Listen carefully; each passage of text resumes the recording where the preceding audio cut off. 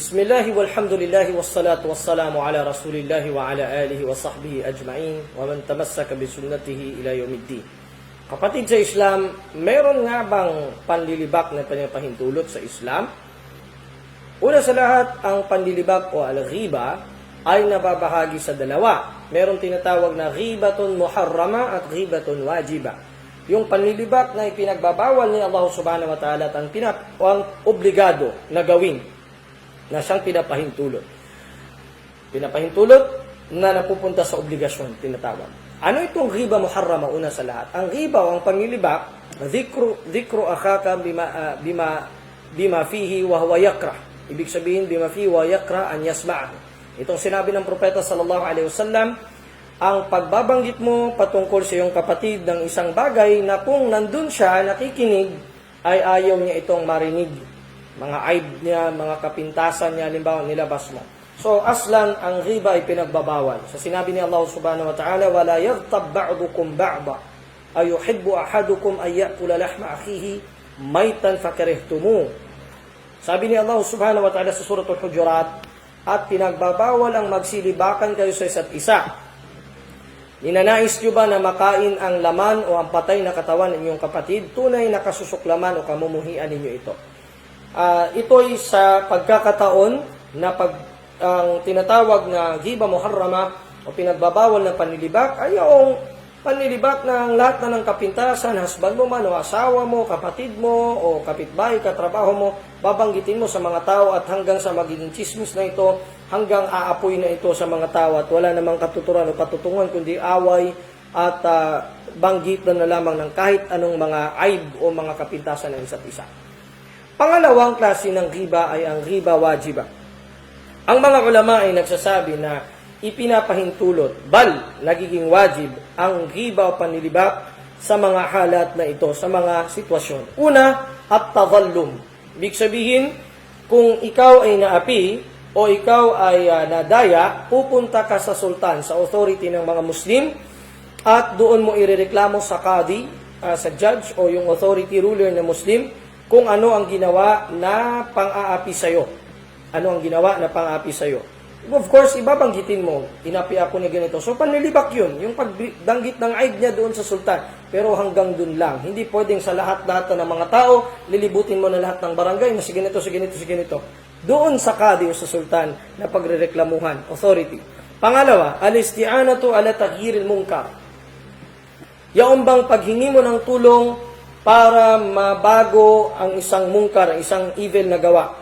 Waraddul asi ila sawab, o yung para magbalik loob ang isang masuwayin kay Allah patungo sa tuwid na landas. Fayaqulu liman yarju qudratahu, sasabihin mo doon sa mayroong kakayanan na baguhin ito, authority ba, pulis ba, fulan ya'mal kada fasjurhu anhu. Si fulan ay gumagawa ng ganito, pigilan o bawalan nyo siya sa kanyang ginagawa. Ganun. Pangatlo, al-istifta. Yung pagtatanong ng ifta sa mufti, halimbawa, sasabihin ng isang mustafti, wala ni fulan. Ako ay inapi ni fulan. O ng aking tatay o ng aking kapatid na lalaki.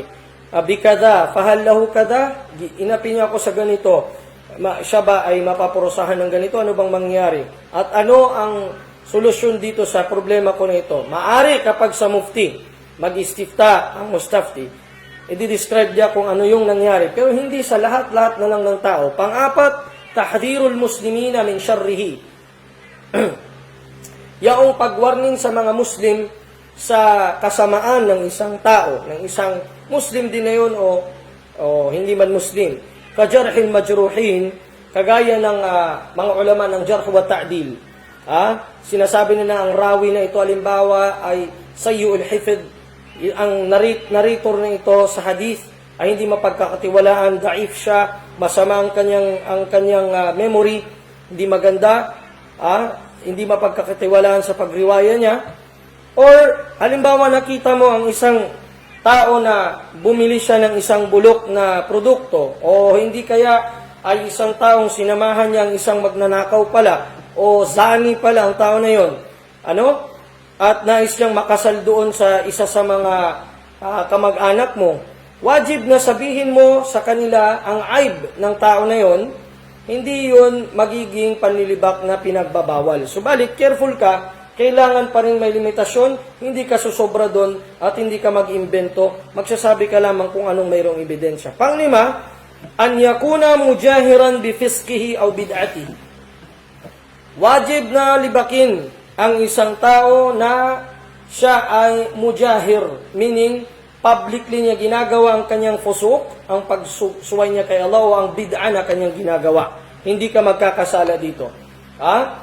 Si Imam Ahmad ibn Hanbal rahimahullah na iulat na sinabi niya na hindi ka magkakasala kapag ang isang mubtadi, klaro na mubtadi, ay nilibak mo hanggang mula araw hanggang gabi, sapagkat yun ay wajib na gawin at magkaka-reward ka kay Allah subhanahu wa ta'ala.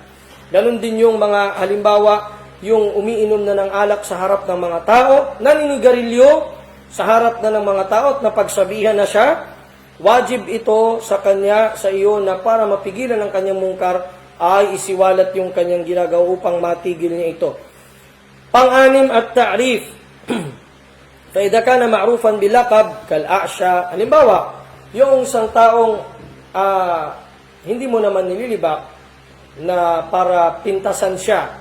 Subalit, sa pagka-describe sa kanya, halimbawa, nagtanong, nandito, saan ba ang bahay ni Abdurrahman? Sino na Abdurrahman? Yung Abdurrahman na medyo mahina ang pandinig o yung Abdurrahman na bulag? Ganon dapat. Dahil hindi siya makikilala kung hindi sa pamamagitan ng ta'rif. Basta, hindi ang niya doon ay intikas o yung ibababa siya o ipapahiya siya. So, mga kapatid sa pananampalataya, yun ang mga tinatawag na riba na pinapahintulot at minsan pa yung nagiging wajib at meron ding riba na muharrama. So mag-aral tayo sa ating pananampalatayang Islam nang sa gayon ay kung ano man ang ipinagbabawal ay maiwasan natin at kung ano lang yung limitasyon na binigay ng Islam ay doon tayo sa hudud na yun o sa parameters na yun upang hindi tayo exceed sa boundaries. Sinabi nga ni Allah, Inna Allah la yuhibbul mu'tadin. Si Allah subhanahu wa ta'ala, hindi niya iniibig ang mga mapagmalabis. Meaning yung, meron ng parameter, susobra pa siya doon.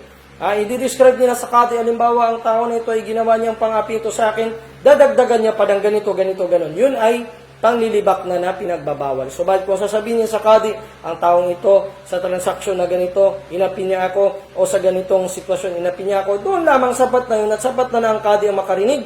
Hindi na kailangan ng buong lupalop pa ng mundo ang makaalam nito sapagkat aib din ito ng kapatid mo at dahil sa hindi din naman makakabigay ng hustisya sa iyo ang mga nasa paligid. Kaya kailangan na pag-aralan natin ang ating relihiyon upang magawa natin ng tama, wasto, ang mga pinapahintulot ni Allah at mapangilagan natin ang mga pinagbabawal ni Allah. Subhanakallahumma wa bihamdik, nashhadu an la ilaha illa anta, nastaghfiruka wa natubu ilaik.